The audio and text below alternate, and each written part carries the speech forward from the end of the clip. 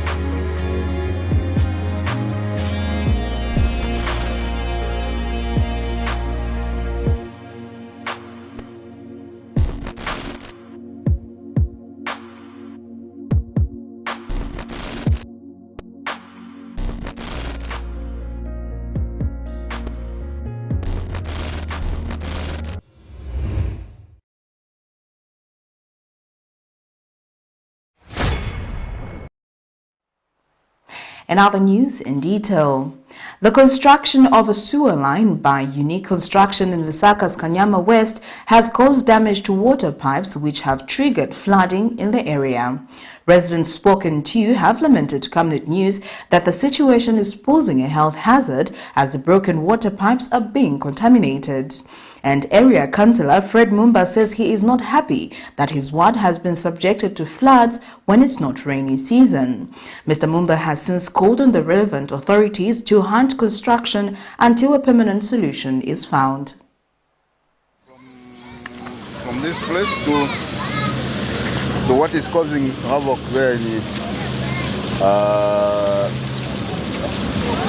Kanyama West, along Kanyama West Clinic Road. This is a point. The constructors are discharging water into the drainage, and there in front there is no drainage to talk about, so the residents are complaining. It might seem like the rainy season is long gone, but Kanyama West residents have been subjected to cold season of floods due to negligent pumping of water into a blocked drainage by Unique Construction Company. The company, who has been engaged to construct sewer lines in another area but is facing an influx of underground water, has resulted into pumping the water into the blocked drainage.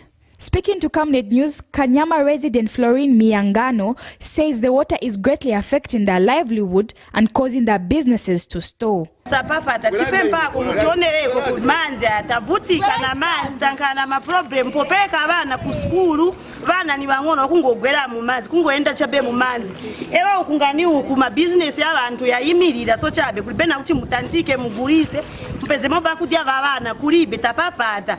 And the head teacher for Everlasting Gospel Community School is calling upon relevant authorities to swiftly look into the matter as the children's welfare is endangered. Water floods. Don't know what is happening outside in the area of Kanyama. So we have got floods outside. Moreover, we have got 3 children here, those who go by themselves at home. So you may find that when going home, maybe a child can strike the water there, then you can have a problem. So we are just appealing to the government to work on that. Meanwhile, Kanyama West Ward 14 councillor says he is not happy that his ward has been subjected to floods and therefore is calling on all construction works to hold until the solution is found and the situation is brought back to normal. It won't benefit my people here. But look at what they have been subjected to, you know. So I am saying, please, they should stop doing this, not until they repair the damaged roads, the damage that has been caused on the road, and also they come and unblock the drainage. Let them show me where the drainage is, where they are pumping this water, you know. So I am saying, let them stop, let them hold production, because we have been subjected to a very bad situation here. We can't take water anymore here, you know. Even in rain season, the floods weren't like this. Cherish Siwote for Camnet News, Lusaka. A medical doctor, Teddy Mlenga, has called on the Zambia Medicines Regulatory Authority, ZAMRA, to heighten inspection of medical herbs being sold around the country. Mr. Mlenga says there has been a rise in the sale of sexual boosters and other unprescribed medicines, which he says are leading to the increase in cancer cases. And a check at Lusaka's Kamwala market by Camnet News found the said boosters being sold on the open market and fetching as low as 5 kwacha. Meanwhile, ZAMRA Public Relations Officer Ludovic Mwape has called on members of the public to report the sale of such medicines. Self-proclaimed health experts have flooded the streets of Lusaka more than any other parts of Zambia, selling all sorts of medicines and body organ enlargement products on the open market. With a visit to any market in Lusaka Central Business District CBD, one can access different medicines such as for hip enlargement and sexual boosters. This is despite the existence of bodies like the Zambia Medicines Regulatory Authority ZAMRA, which are mandated to conduct inspections and curtail such activities. They said medicines are selling at a price of as low as 5 kwacha, meaning that they are easily accessible. Nizingati ma price 5 kwacha chapi tonze utunto ma fruit kuje utunzingati tuje utu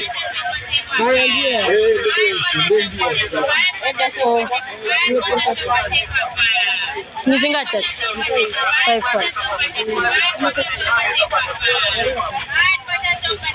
A medical doctor, Teddy Mlenga, has warned of an increase in cancer diseases if the sale of such medicines is not regulated soon. So we are appealing to the regulatory authorities, ZAMRA and the city council authorities, to make sure that people who are selling concoctions, whether it is bedroom suites for sexual enhancement, are monitored and discouraged from carrying out such activities, because we do not know the effects of these concoctions on the kidneys, the liver, and the general body health of a human being. Meanwhile, in a phone interview, ZAMRA Public Relations Officer Mr. Ludovic Mwape has called on members of the public to alert the authority once they come across the sale of such items.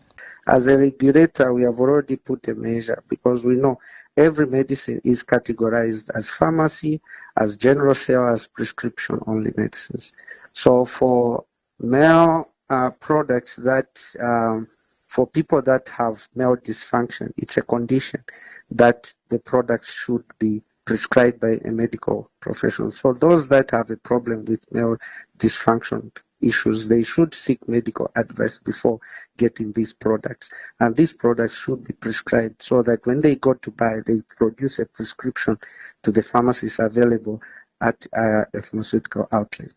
So those that are found, we have been taking people to court or to task by ensuring that they follow the pharmaceutical standards in terms of dispensing these products. Stakeholders in the medical fraternity have been calling for a ban on the sale of such items so as to reduce cancer diseases. Zipporah Mshala, Camnet News, Lusaka.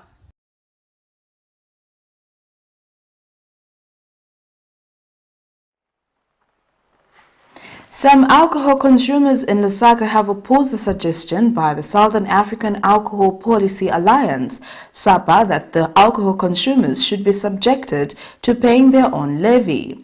Ruben Kabwe, a Lusaka resident, has argued that there are many foodstuffs and drinks in the country consumed by people who do not pay individual levies, and has wondered why alcohol can be a single-sourced for levy. SAPA President Philip Chiponda on 10th of June 2022 proposed an introduction of an alcohol levy to be paid by individual consumers of alcohol as a replica of the tourism levy and other statutory taxes. June 10, 2022, Southern African Alcohol Policy Alliance, SAPA President Philip Chiponda said SAPA Zambia is proposing for an introduction of an alcohol levy to be paid by individual consumers of alcohol. Mr. Chiponda said the alliance is interested in seeing a reduction in the availability of alcohol by taxing the individuals that take in alcohol. This is an effort to reduce unhealthy use of alcoholic beverages. Camnet News caught up with some alcohol consumers, and they told this reporter that they are not for the proposal by SAPA to introduce an alcohol levy. Put taxi when they make something for alcohol. They put tax. When I go to any shop, I buy something, obviously it's a tax. I can't pay the tax, no? That's not a very good idea to me. So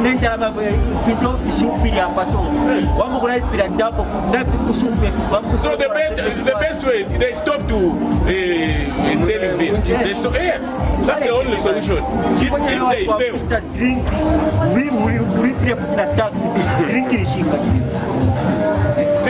Alcohol intake is an existing problem in Zambia that steals away productive time from its abusers. The reduction of alcohol intake in the country will require efforts from all stakeholders to make sure that this is curbed. Cherish Sibote for Camnet News, Lusaka. The Zambia Albinism Association chairperson Gift Sakala has appealed to the government to review the Persons with Disabilities Act No. 6 of 2012. Speaking to the media in Lusaka Monday, Ms. Sakala notes that reviewing the act will allow for the inclusion and categorization of the albinism disability like any other disability in the act. She adds that persons with albinism in the country face a lot of problems emanating from traditional myths and stereotype beliefs about the condition. Meanwhile, Zambia Agency for Persons with Disability board member Moses Luneta has urged persons with albinism to report any form of violence and discrimination. The Persons with Disability Act No. 6 of 2012 was approved on the 21st of July 2012. Through the Act, matters affecting persons living with disabilities are addressed. The Act also seeks to promote the participation of persons with disabilities with equal opportunities in the civil, political, economic, social, and cultural spheres. Now, albinism affects the production of melanin, the pigment that colors the skin, hair, and eyes. People with albinism have a reduced amount of melanin or have no melanin at all. The question of whether albinism is classified as a disability or not is a controversial legal one, which does not always have a straightforward answer. Despite Zambia having the Disability Act of 2012, the Zambia Albinism Association chairperson Gift Sakala has appealed to government to review the Persons with Disability Act number 6 of 2012. Are classified as people with disability on the ground that in their interacting with various attitudinal and environmental barriers, these same barriers hinder them from participating on an equal basis with other people in society.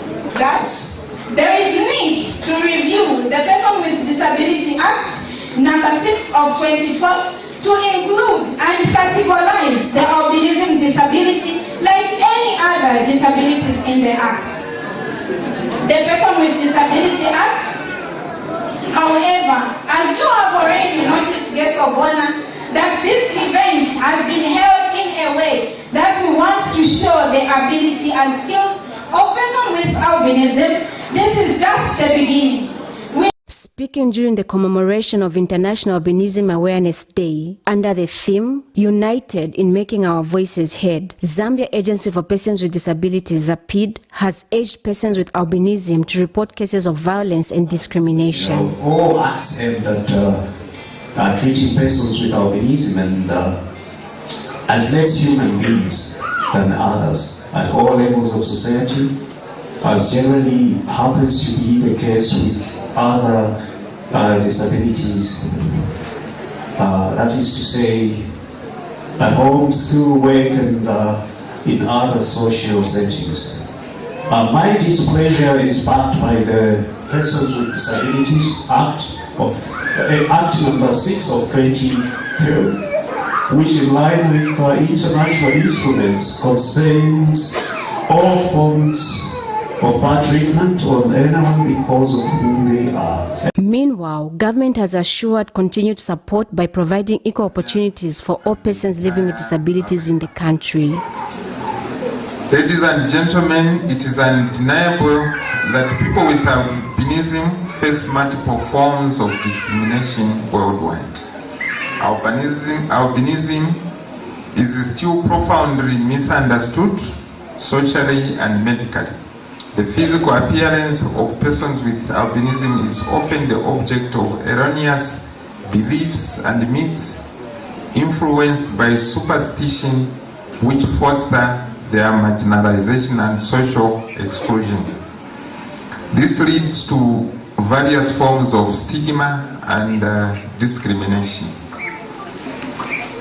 In some communities, erroneous beliefs and myths, heavily influenced by superstition, put the security and lives of persons with albinism at constant risk. Blessings Chakwila, Camnet News, Lusaka.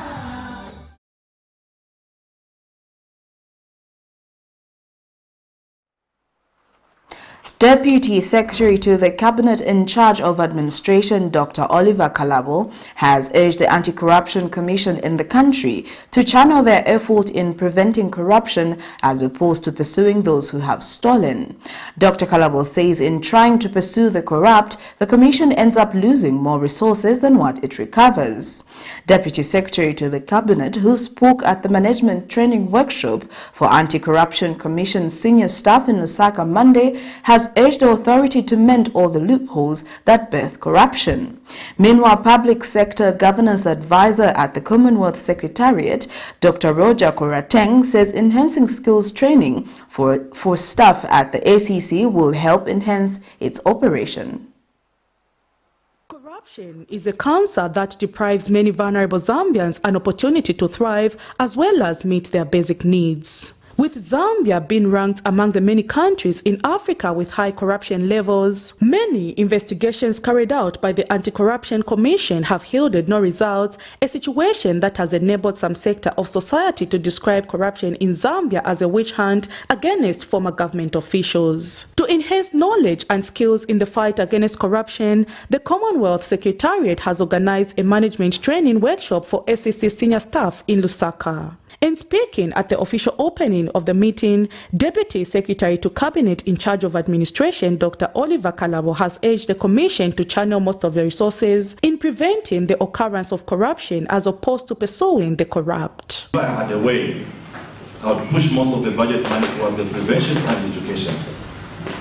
I know we know Anti-Corruption Commission by the arrests, the court cases, but actually to the least, our effort should be prevent that act before it takes place. Then the money will be there, not chasing after the money, chasing after the properties, trying to sell them. We can't even recover the amount of money which was stolen. And the public sector governance advisor at Commonwealth Secretariat says corruption is a big hindrance to the development of the country and has emphasized the need for officials in charge of fighting corruption to be equipped with the right knowledge and skills. Also noted that the Commission has continued to face challenges and constraints that have negatively affected its effectiveness, such as lack of funds for training and capacity building, inadequate legal framework. The Anti-Corruption Act has been weakened due to the revision of the Constitution in 2016 and other changes in the environment, coupled with sophistication of crime. Meanwhile, SSC Acting Director General Mr. Silumesi Muchula has urged the staff taking part in the training to take it seriously, as they will be required to apply the skills in order to contribute to the achievement of SDG number 16. Ladies and gentlemen, the concept program seeks to achieve 4 objectives as follows. 1. To strengthen the capacity of the institution to promote efficiency, transparency and accountability in achieving the SDGs. Second, to equip the Commission with innovative skills to effectively manage the organization towards achieving the SDG number 16. Zambia is endowed with many resources which have, however, ended up in the hands of few individuals due to corruption. Fighting corruption will therefore entail all stakeholders, including ordinary citizens, taking a step and report any acts of corruption. Prudence Jota, reporting for Camnet TV. Opposition New Heritage Party leader CHISHALA KATEKA has questioned whether the rollout of the Constituency Development Fund to various constituencies within 60 days presidential directive is attained. Speaking in an interview with Camnet News, Ms. KATEKA says the implementation of CDF will only be effective if capacity is built in the implementers of the program. She notes that various challenges have been experienced in accessing the funds and wonders what sort of mechanism will be used to effectively implement the program in the 60 days. Meanwhile, Local Government and Rural Development Permanent Secretary in charge of administration, Mambo Hamaundu, says the program will be rolled out as directed by the President. The country burst into celebration following the increment of Constituency Development Funds, CDF, from 1.6 million kwacha to 25.7 million kwacha per constituency on October 29, 2021, when Finance and National Planning Minister Stumbeko Msokotwane made the announcement through the budget speech. But on June 12, 2022, Sunday, Republican President Hakainde Hichilema, Wallace Chingola, directed all stakeholders involved in the rolling out of CDF to actualize the program to the citizens within 2 months. However, the remarks by the head of state have been received with mixed feelings, as Lukasha Member of Parliament George Chisanga fears the directive is not attainable. The period of time that is being given by the President may not be very practical. If you consider firstly that this is the first time we're dealing with this kind of empowerment. You know, every teething problem, every new product has got its own teething problems, and people have to give time for those problems to be sorted out. These funds were not given to us like last year. They were only given to us about a month or 2 from today. And to try and work with these funds for a period that is being specified by the President may not work. This is public funds we're going to be utilizing. We have to be very careful how we work with them. Secondly, you know, there's a challenge of capacity in the local authorities. We have actually been saying this for a long time, that there should have been a corresponding capacitation of local authorities to deal with these with these funds. These are not small amounts of money that we're talking about. And also the number of clubs that are going to apply is big enough. We may not be able to deal with these matters in the period of the next 2 months. I want to suspect that the president was making a political statement and not a policy statement when he was saying what he was saying, because quite frankly, the complexities or the complications that are coming with the disbursement of these CDF funds countrywide. And New Heritage Party leader CHISHALA KATEKA sits on the premises that the directive may be attained once the bottlenecks are addressed. CDF shouldn't have been rolled out in year one. Year one should have been used to train those who are handling the CDF, and then also to build capacity of those that are to access, as it is. The youth, the women, they feel that the process, there are roadblocks in terms of accessing that CDF. Meanwhile, Local Government and Rural Development Permanent Secretary in charge of administration, Mamboha Maundu, indicates that the ministry is equal to the task and meet the deadline despite the challenges. He has therefore refuted claims by some stakeholders that the ministry lacks capacity to effectively implement the program. We must ensure that the whole process comes together.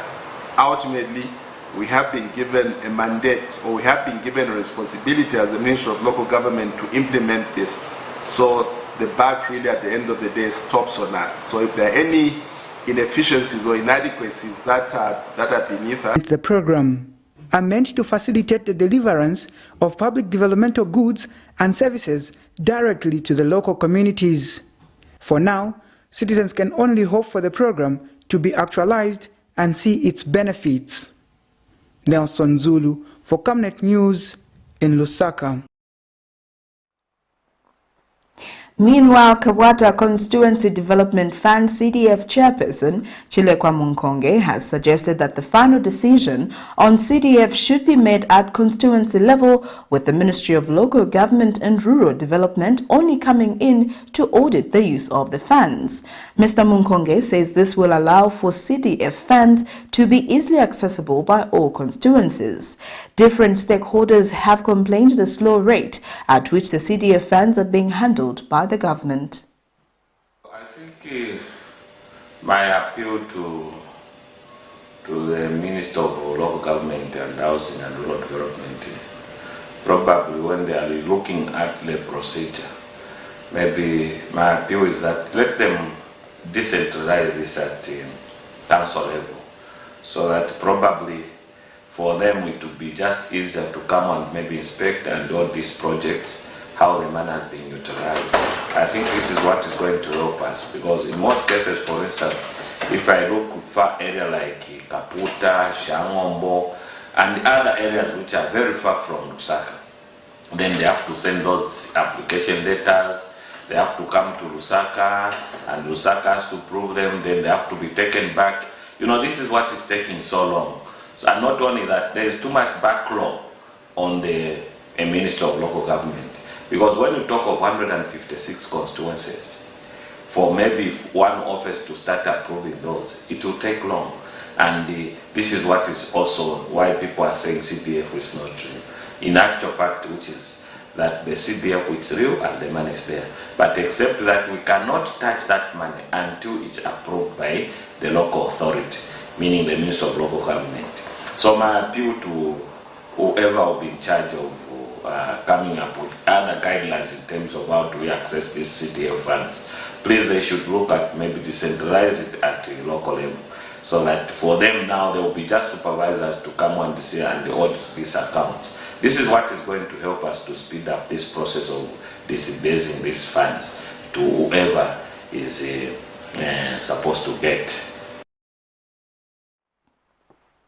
In other news, United Party for National Development Secretary General Gertrude Imenda says Republican President Hakainde Hichilema cannot at any cost compromise the fight against corruption, as it is the reason why Zambians voted for him. In an interview with Camnet News, Ms. Imenda says public resources that might have allegedly been stolen by former government officials ought to be recovered at all costs, as there is no money in the country. Ms. Imenda adds that the current governing party is working tirelessly to ensure that Zambia can again be put on the right footing economically. She reiterates that public resources need to be handled with caution so that the country can generate more revenue to pay back the debt and better the lives of Zambians. Our president is working so hard to try and bring this economy to better situation, right? And to do that, that debt issue, the money that we owe, has to be taken care of and so on. And we have to grow the economy so that we can find the money to pay this debt and also to better the lives of Zambian people. Unaffected, we have no money. There's no money in this economy. At a certain point, no money in this economy, right? And we are working very hard. Our government, the New Dawn government, is working very hard so that Zambia can again be put on the right footing economically.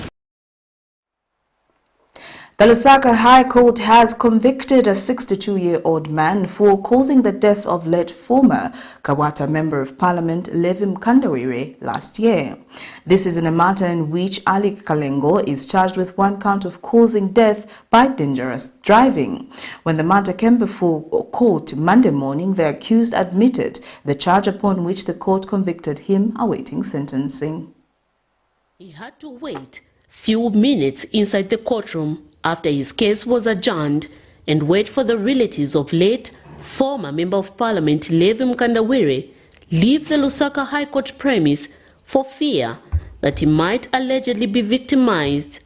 Alik Kalengo, 62, a Lusaka businessman, was Monday morning convicted by the Lusaka High Court for causing the death of Mr. Mkandawire in November 2021. His conviction follows his decision to readily admit to the charge that he is facing before court of one count of causing death by dangerous driving, contrary to Section 161(1) of the Road Traffic Act number 11 of 2002 of the laws of Zambia. Mr. Kalengo, who appeared before Judge Ruth Chibabuka, pleaded guilty to the charge and told the court in his mitigation that he was a senior citizen who is now 62 years old and regrets the death of Mr. Mkandawire, which will continue to haunt him for the rest of his life. The convict further pleaded with the court to exercise its discretion and impose a minimum sentence. The deceased, Mr. Mkandawire, was a United Party for National Development KABWATA Member of Parliament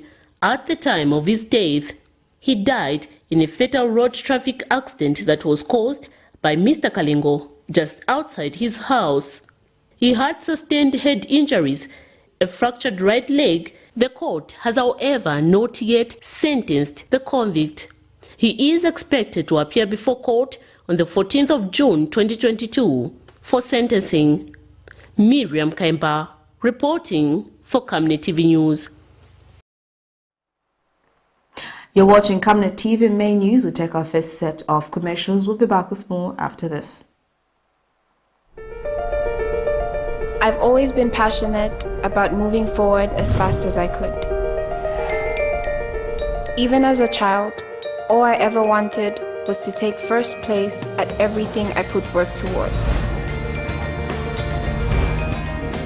Whether I'm on the track or in the lecture room, my goal is to come out on top. Growing up, we were always called Mafasho. You could say this paved the way for who we would become. We owe our success to our understanding of the power of storytelling, understanding what people connect to in order to give them what they desire. We have always been passionate about people and honoring their stories. Our learning experience gave us the knowledge to channel our creativity into a business. In order to start any successful journey, we must have a place to start. Even if that means we keep our mental image in focus as we become the inevitable solution to society's inevitable problems. Which is why we all start our journey here.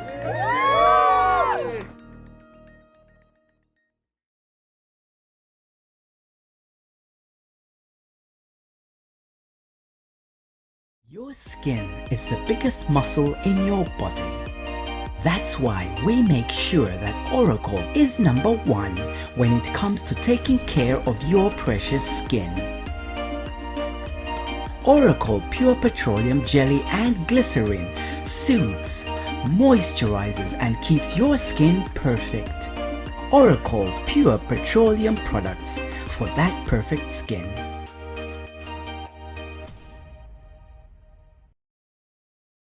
On Monday, 13th June 2022, on National Matters, join Pastor Moses Chiluba as he hosts Economic Front President, Mr. Winter Kabimba.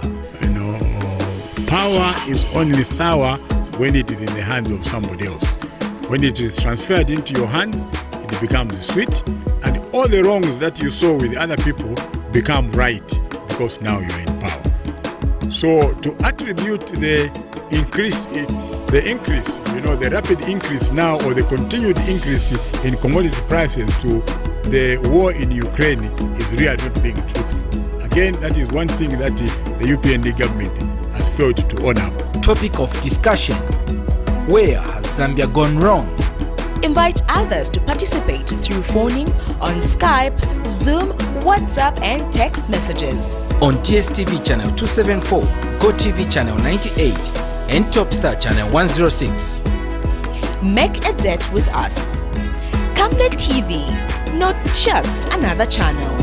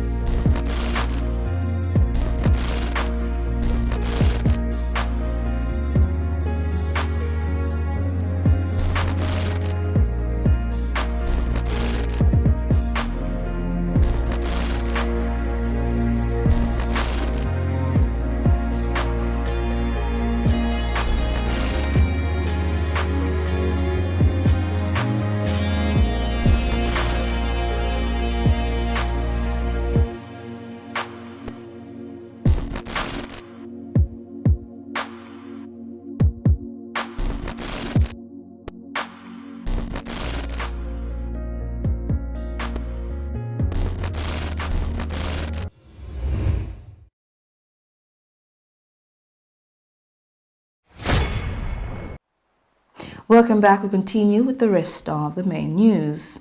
Opposition Patriotic Front acting President Given Luvinda has pleaded not guilty before the Lusaka Magistrate Court under the Specialized Economic Crimes Court to 4 counts of possession of property suspected of being proceeds of crime.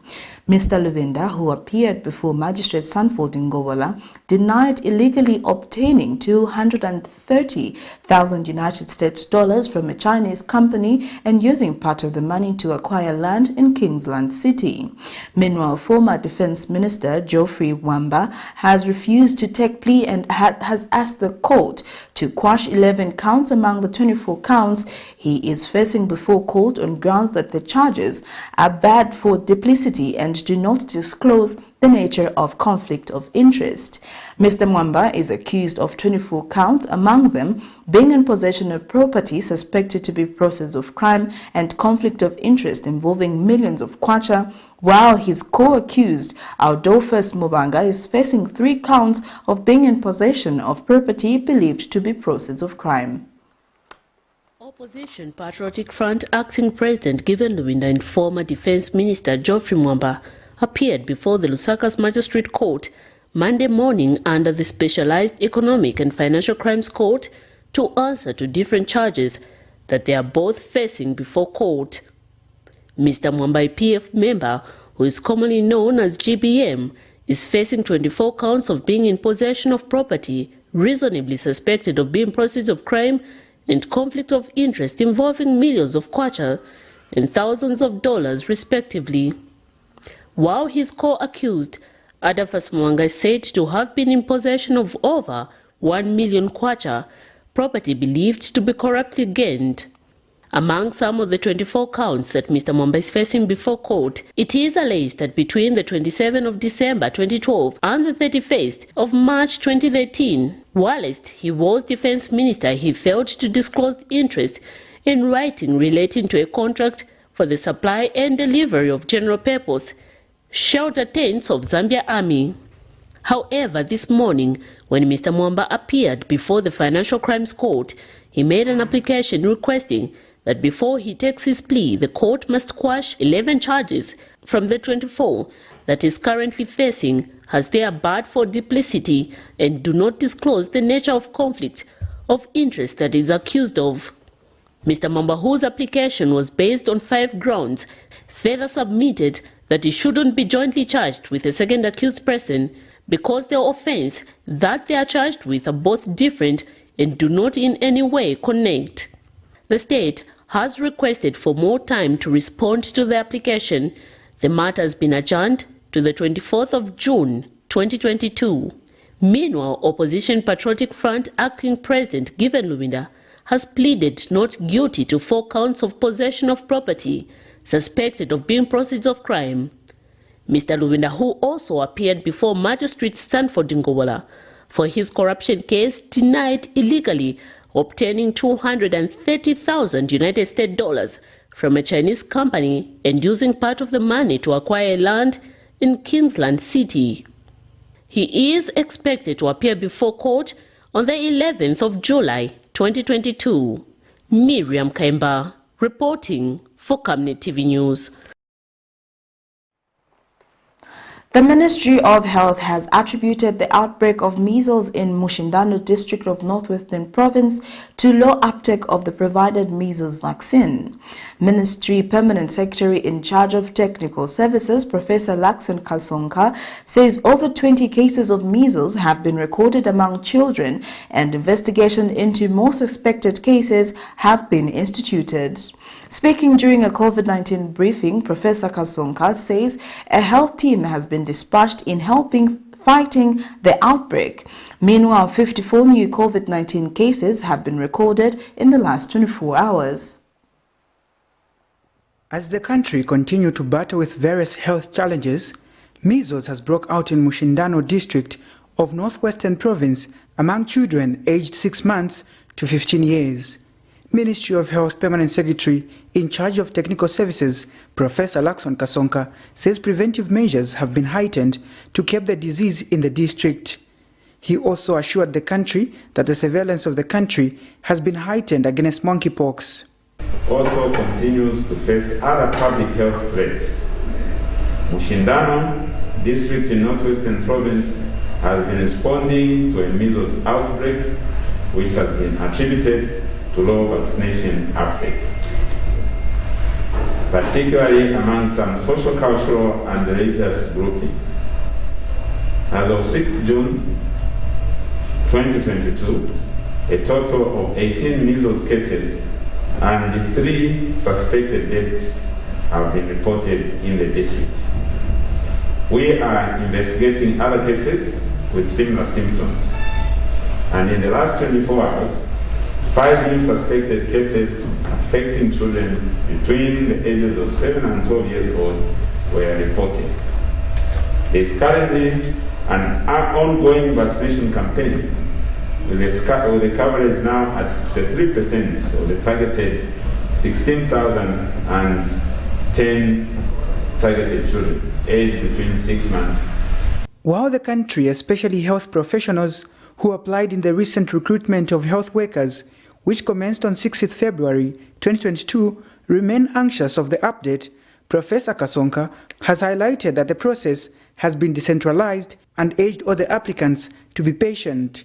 He says the ministry is keen on getting an update on the recruitment exercise, and once achieved, the nation will be updated. It has been decentralized into the provinces, and upon accepting application letters, these letters have gone into provinces and districts and constituencies for selection processes. So any information cannot be given from the center.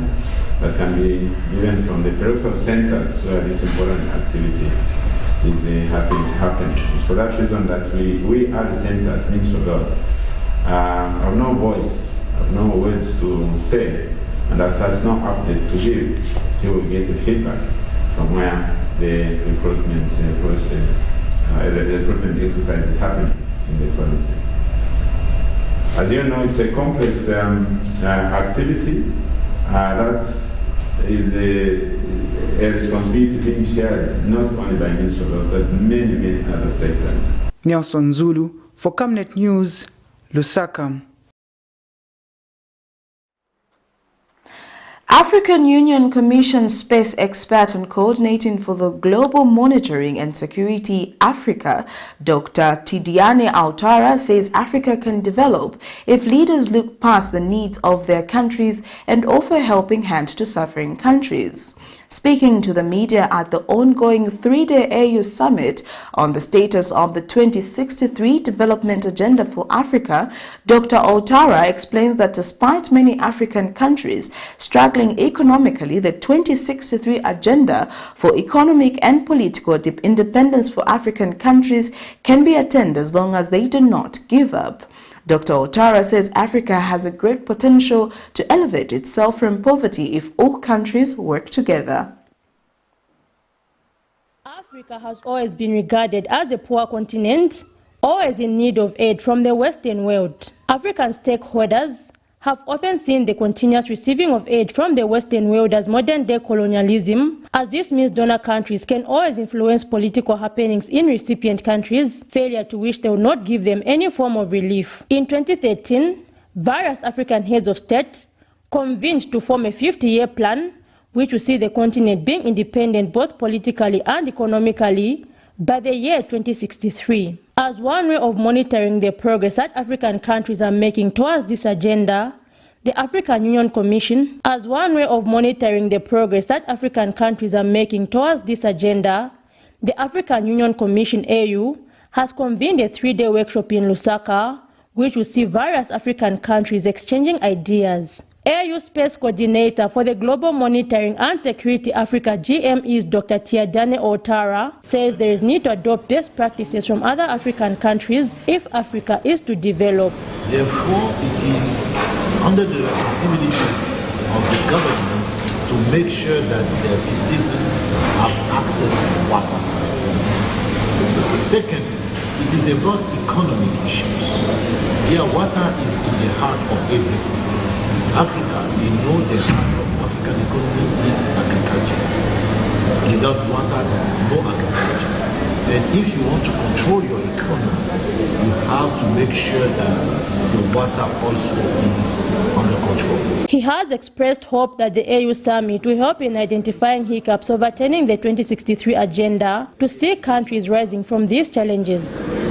First of all, we want them to start increasing their collaboration and even to start working together if there was no collaboration.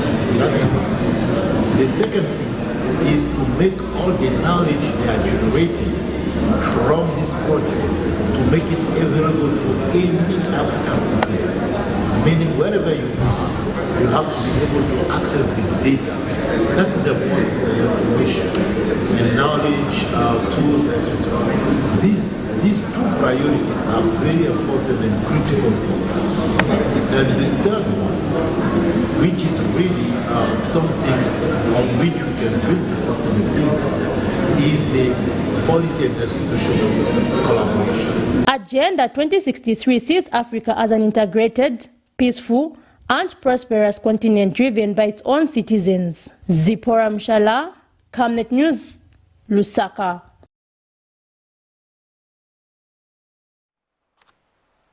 Zambia's Republican President Hakainde Hichilema has urged the defense and security services to engage in viable economic activities. President Hichilema says his government will continue supporting the defense and security wings through various programs such as infrastructure development.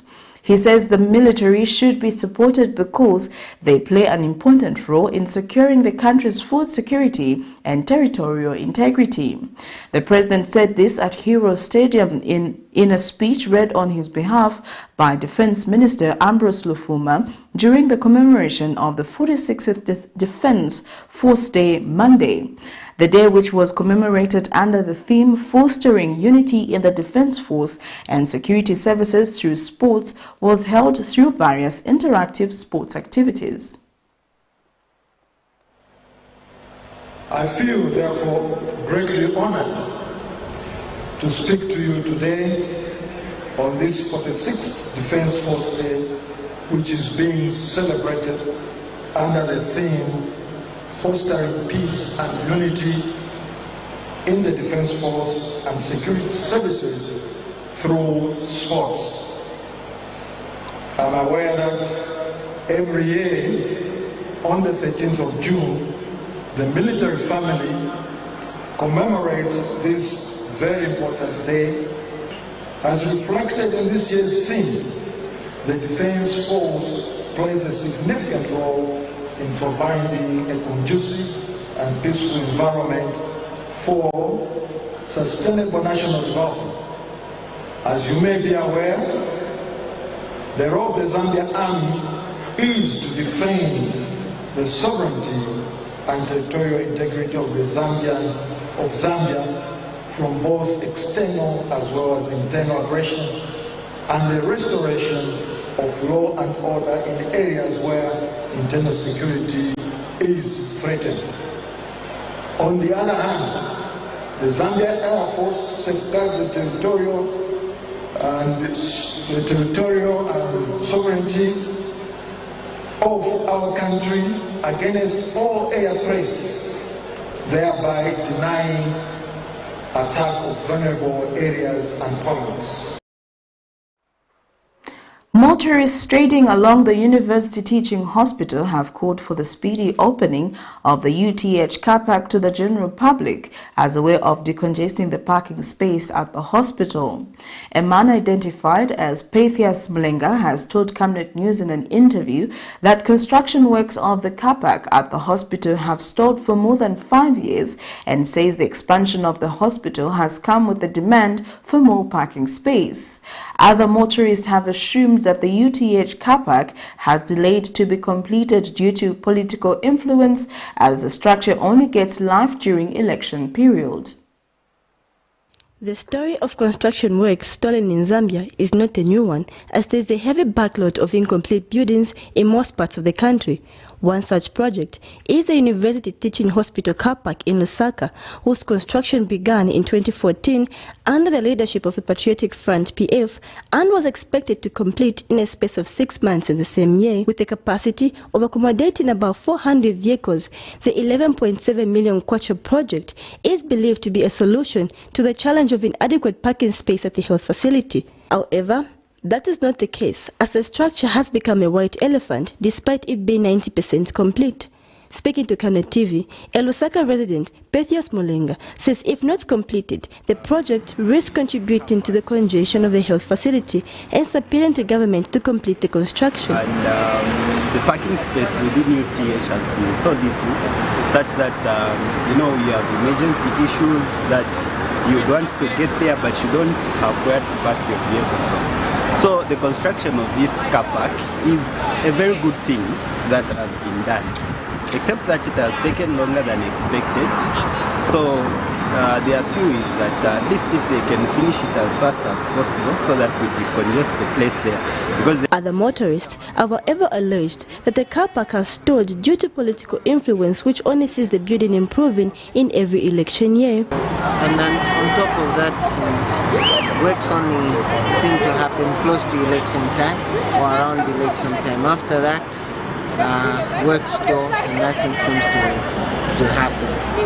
Then again, it doesn't look nice, generally speaking. Meanwhile, by broadcast time, efforts to get a comment from the University Teaching Hospital Authority proved futile.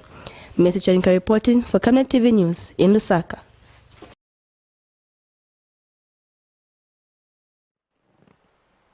We'll take our second set of commercials. Coming next is international and sports news.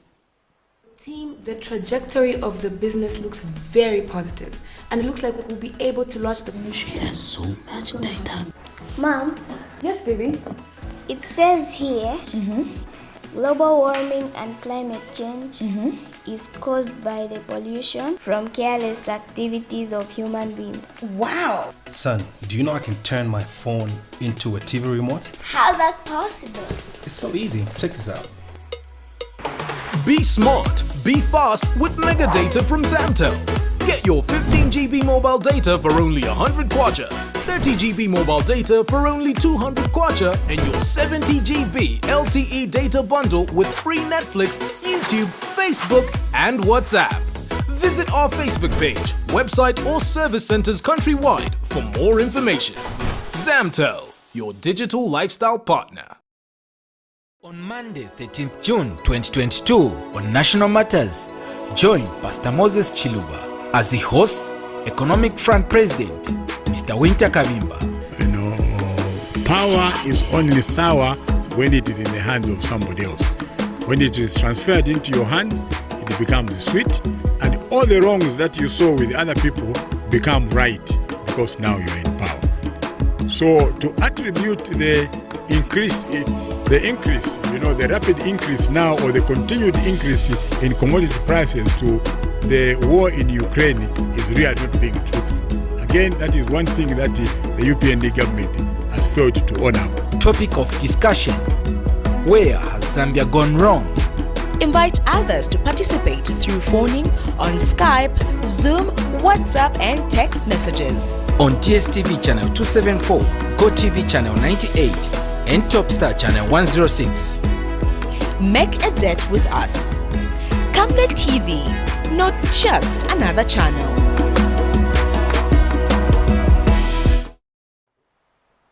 Thank you for staying with us. We now continue with the rest of the news. Getting into our international item, mining is usually a male-dominated industry. By Zambaku Mine, located in rural area in northern Zimbabwe, is the first of its kind in Africa to employ entirely a female workforce to dig up precious blue aquamarine gemstone. Its focus is on sustainable mining and empowering women in the region, most of them unemployed. In another international story, child and early marriages have increased in Iraq during the past 10 years, and that usually severely affects them both physically and mentally. In a conference held in Baghdad, the United Nations Population Fund raises people's awareness of the effects of early marriages and how to tackle them. Here's a roundup of international news. This isn't an ordinary mine in Zimbabwe. Only women work here, women like Patina Makupa. 3 years ago, she was struggling to look after her children while working as a farm laborer.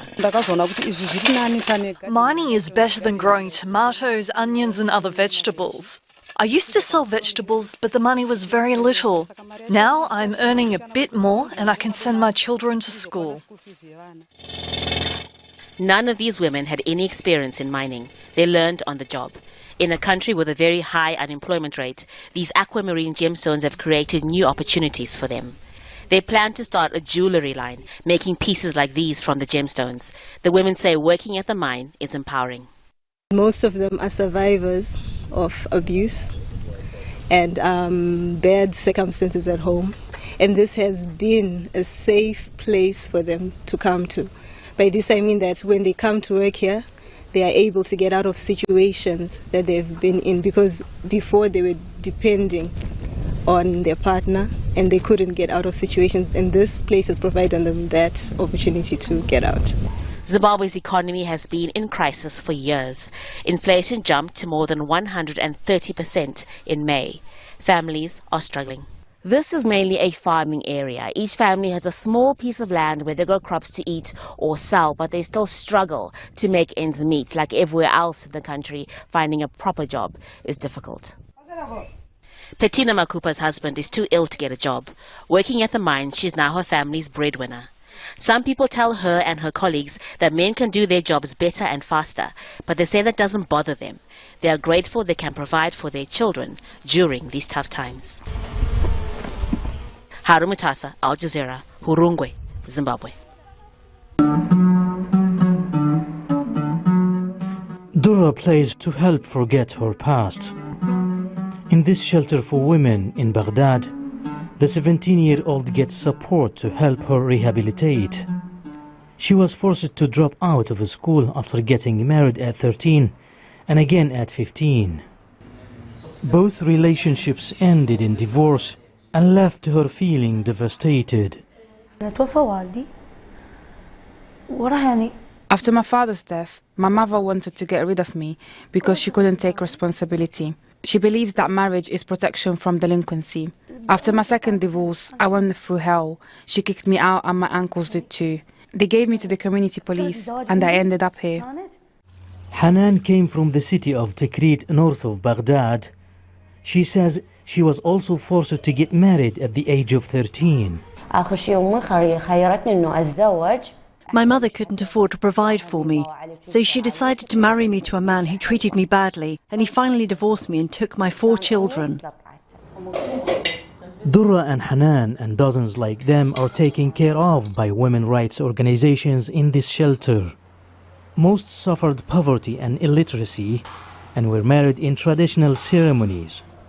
They were married outside the court, although Iraqi personal status law penalizes clerics who conclude marriage contracts that way.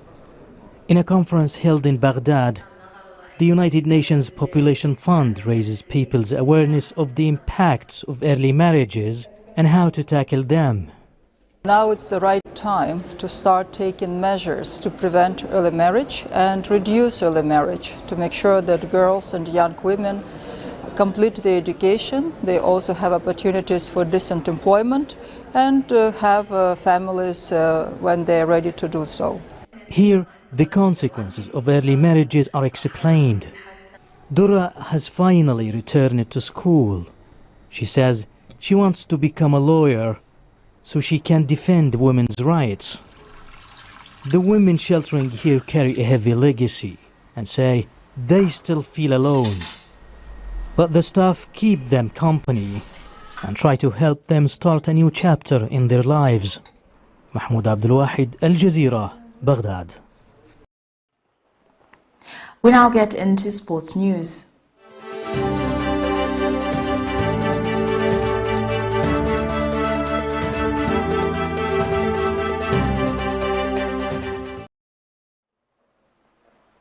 According to BBC, Erling Haaland says he is in the right place to fulfill his ambition after completing a €51.2 million transfer to Manchester City from Borussia Dortmund.